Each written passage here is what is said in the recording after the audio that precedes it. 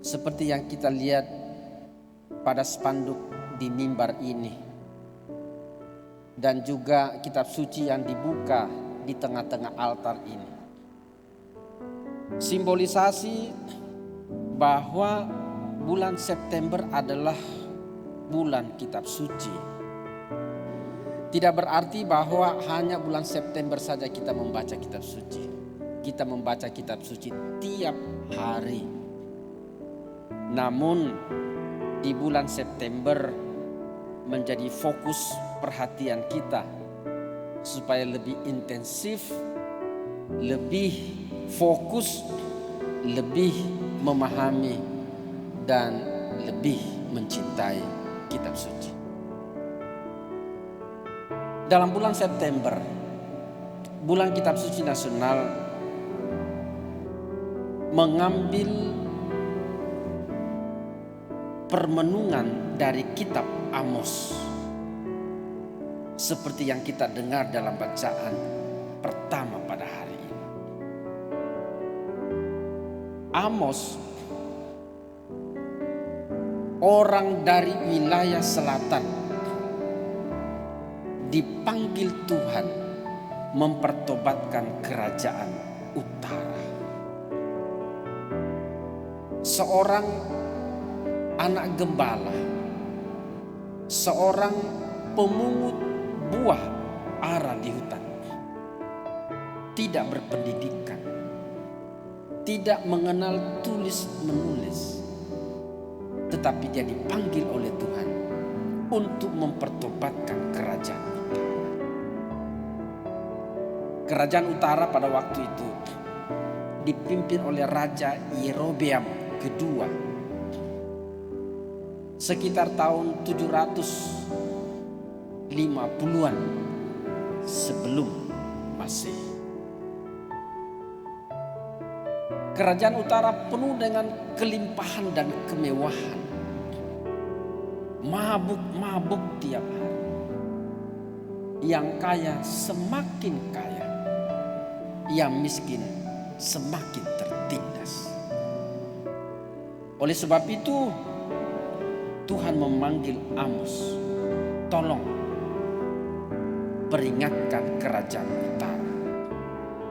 Kalau sekiranya mereka tidak bertobat dan berbalik kepadaku, mereka akan dihancurkan kembali oleh Tuhan. Selama bulan kitab suci nasional, selain Amos, juga diambil kitab Nabi Hosea. Pertemuan ketiga kemarin di sini itu diambil dari kitab Hosea.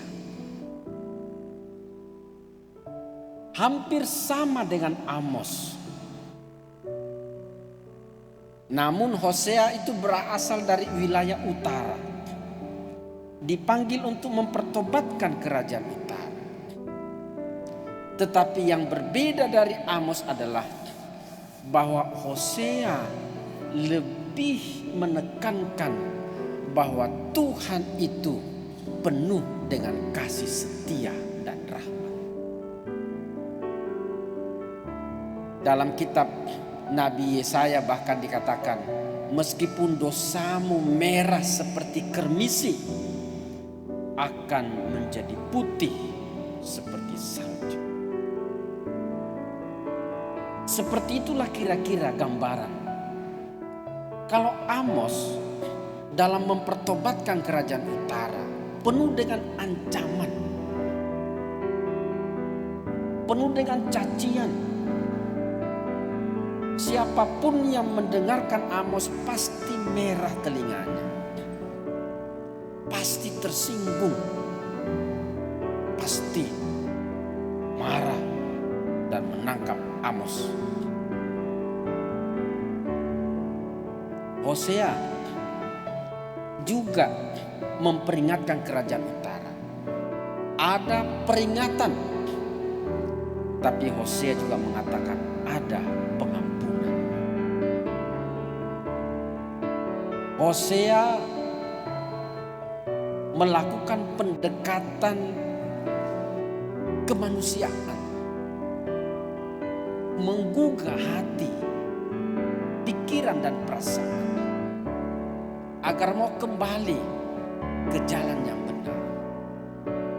Meninggalkan kebiasaan-kebiasaan buruk dan kembali kepada Tuhan, karena Tuhan itu Maha Pengasih lagi Maha Penyayang.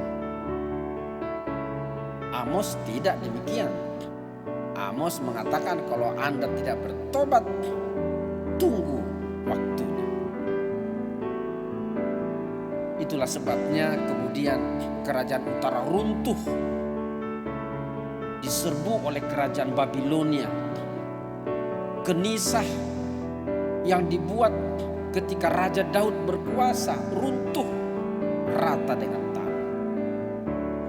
Sekarang kalau Bapak, Ibu dan saudara-saudara terpanggil untuk mengunjungi tanah suci, mengunjungi tembok ratapan, itulah sisa-sisa peninggalan ketika kerajaan Babilonia menghancurkan kerajaan Israel pada waktu itu.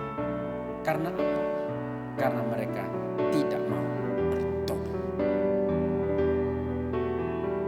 Peringatan Amos dan Hosea sebenarnya ada peringatan untuk kita semua. Itu dilukiskan dalam bacaan Injil pada hari ini antara Lazarus. Lazarus ini simbolisasi bukan saja tentang kemiskinan, tetapi masyarakat yang sama sekali tidak berdaya, yang tidak berpendidikan, yang tidak punya akses ekonomi, sosial, apalagi politik. Masyarakat tertinggal, masyarakat terbelakang, menjadi masyarakat nomor 2 istilah. Kita dengar baik-baik dalam baca Injil, ada gap, ada perbedaan, ada jarak yang memisahkan antara Lazarus dengan orang yang kaya ini. Dan oleh karena itulah juga menjadi peringatan bagi kita agar kehidupan kita semakin bermakna, semakin bermartabat, semakin membawa suasana kehidupan yang lebih nyata, yang menggembirakan, yang membahagiakan. Bukan kehidupan yang berat, yang susah, yang dalam tanda petik penuh dengan penindasan.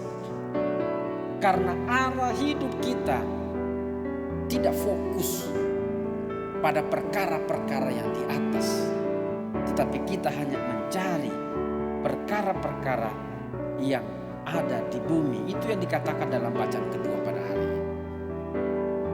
Semoga pewartaan Amos dan juga Nabi Hosea dalam bulan Kitab Suci Nasional semakin menyadarkan kita akan tugas dan tanggung jawab kita sebagai pribadi, sebagai keluarga, sebagai anggota gereja, sebagai anggota masyarakat dalam hidup berbangsa dan bernegara, mampu hidup selaras dengan keutamaan-keutamaan dan ajaran-ajaran resmi gereja.